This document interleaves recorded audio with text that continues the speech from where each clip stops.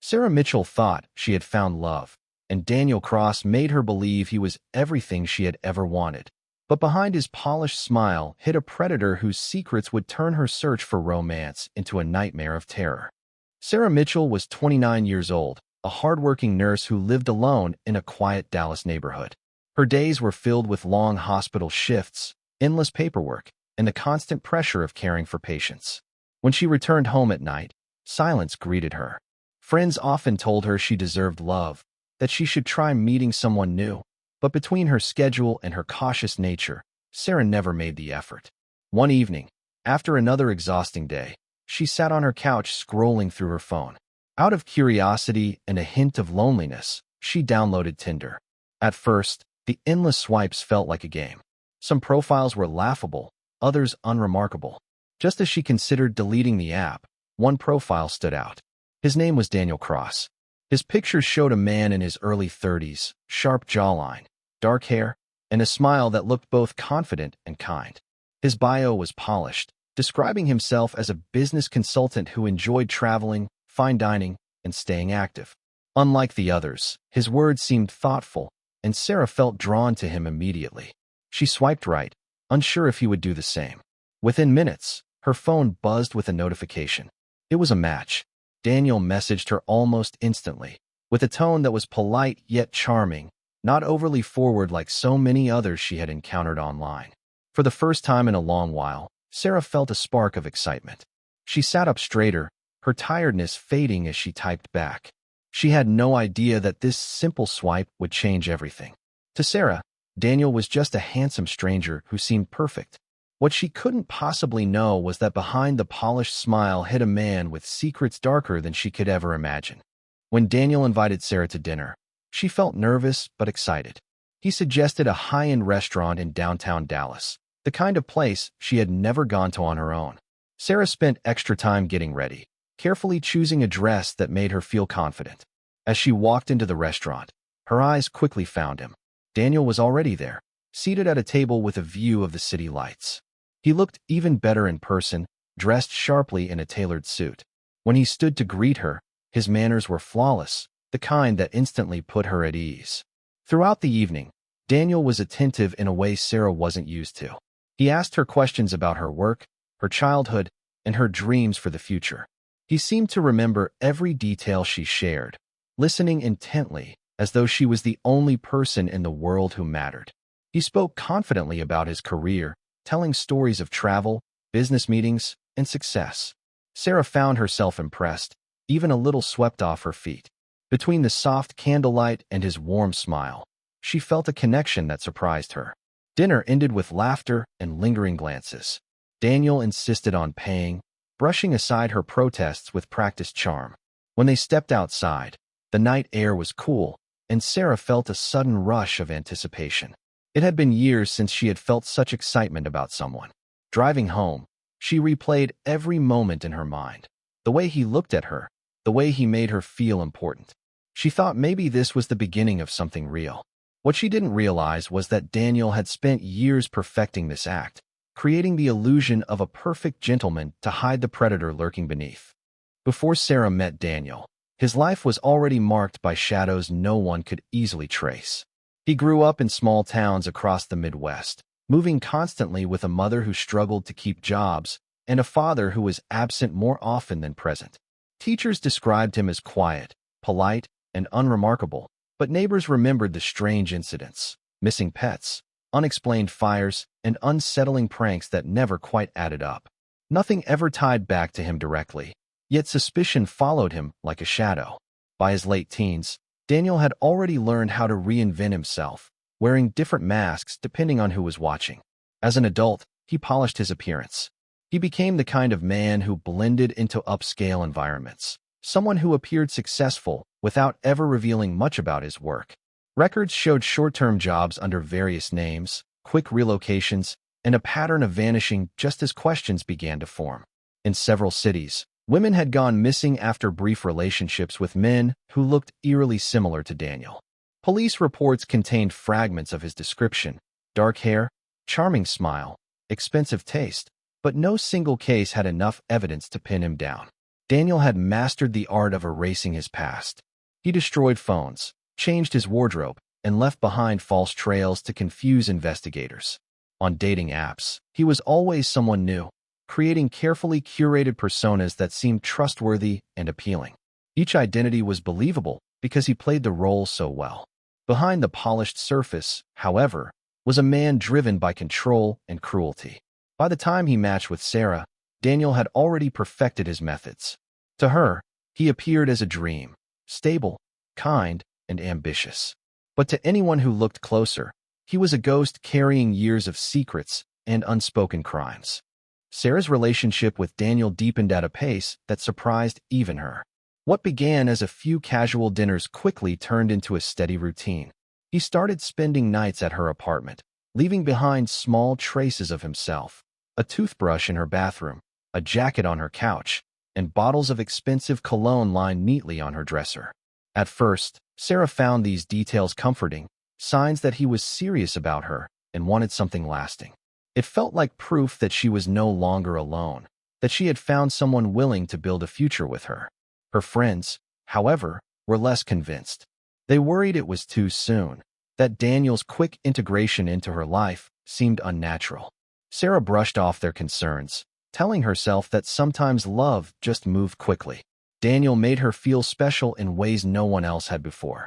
He brought flowers without reason, cooked her elaborate meals, and showered her with compliments that made her blush.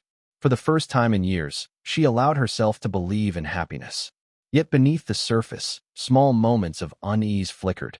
Daniel avoided answering personal questions with direct clarity, often shifting conversations back to her. When she asked about his family, he smiled and changed the subject. His phone was always locked, and he kept it close, never letting it out of his sight. Sarah noticed these things but convinced herself they didn't matter. Daniel knew exactly how to keep her off balance, just enough charm to drown out the whispers of doubt.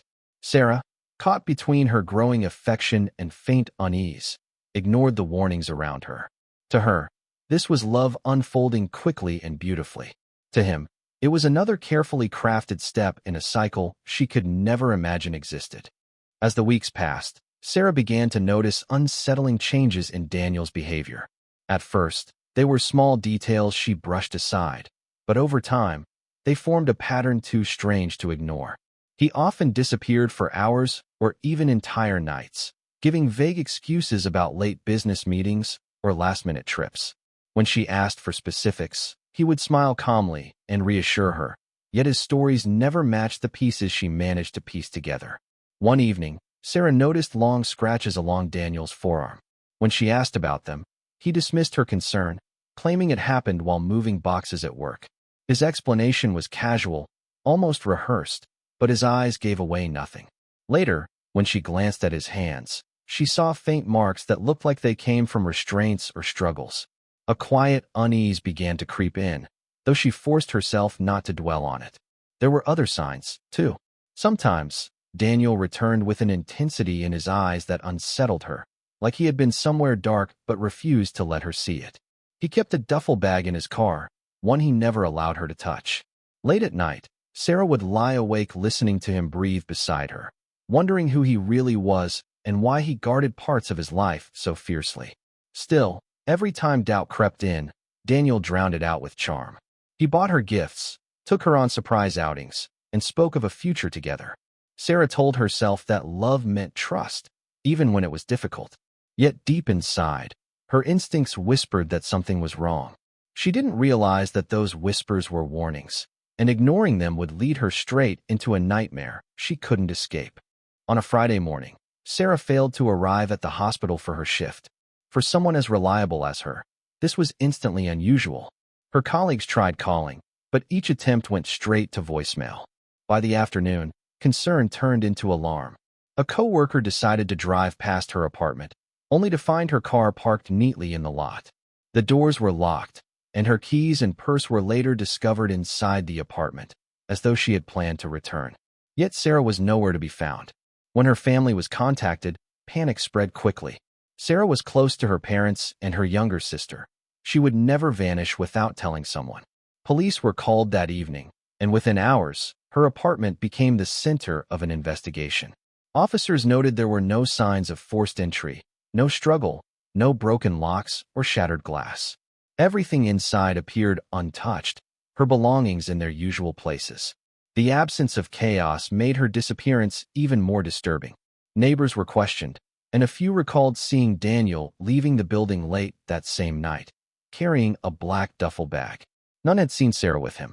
Detectives grew suspicious, especially when Daniel claimed he hadn't been at her apartment in days. His calm tone contrasted sharply with the urgency of the situation. As the hours stretched into days, no trace of Sarah appeared. Flyers were printed, volunteers searched nearby parks and empty lots, and news stations aired her photo, asking the public for help. To those who knew her, the mystery felt unbearable. Sarah wasn't the type to vanish. What no one realized was that her disappearance was not random or accidental. It was part of a calculated plan that had been set in motion long before she swiped right. Detectives quickly began piecing together Sarah's final days. Phone records showed her last messages had been sent late Thursday night, around the same time neighbors recalled seeing Daniel. When questioned, Daniel appeared calm, almost too composed. He claimed Sarah had left after an argument and that he hadn't seen her since. His answers were polished, his tone steady, and for a moment it was hard to tell if he was lying. Yet small inconsistencies surfaced. He couldn't remember the exact time she left, nor could he explain why his phone location data didn't match his story. Investigators dug deeper into his background and soon uncovered troubling details. The man who called himself Daniel Cross had no stable employment history. His supposed consulting job didn't exist. Records showed he had lived under at least 3 different names in the past decade, moving across several states. Each time he relocated, it coincided with a missing woman's case that had never been solved. Detectives reached out to other jurisdictions and found files filled with eerie similarities. Women in their 20s and 30s, often professionals, had vanished after meeting men from dating apps. Witness descriptions varied, but certain details repeated: dark hair, sharp features, expensive clothing, and an unsettling charm. While the pieces were chilling, they were not yet enough for an arrest. Meanwhile, Daniel played his part flawlessly. He attended interviews without hesitation, cooperated just enough to appear innocent, and even expressed concern for Sarah's well-being. But detectives noticed something in his eyes, a calculated detachment, as if he were watching a game unfold. With each discovery, suspicion grew heavier. The evidence suggested Sarah had not simply disappeared on her own. Instead, she had walked straight into the orbit of a man who had been hiding behind different faces for years, leaving unanswered questions and shattered lives in his wake. The breakthrough came when investigators secured a warrant to search Daniel's apartment. At first glance, everything appeared spotless and controlled. His living space looked like it belonged to a perfectionist, furniture arranged neatly, surfaces gleaming, no clutter in sight.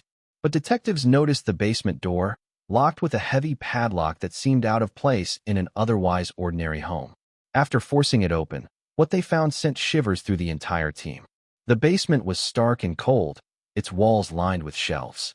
On them were boxes filled with items that should not have been there: purses, cell phones, pieces of jewelry, and even ID cards belonging to women who had been reported missing years before. Each box seemed to represent another life, carefully cataloged and preserved like trophies. Among the belongings were things clearly not connected to Sarah, proving Daniel's history stretched far beyond her disappearance.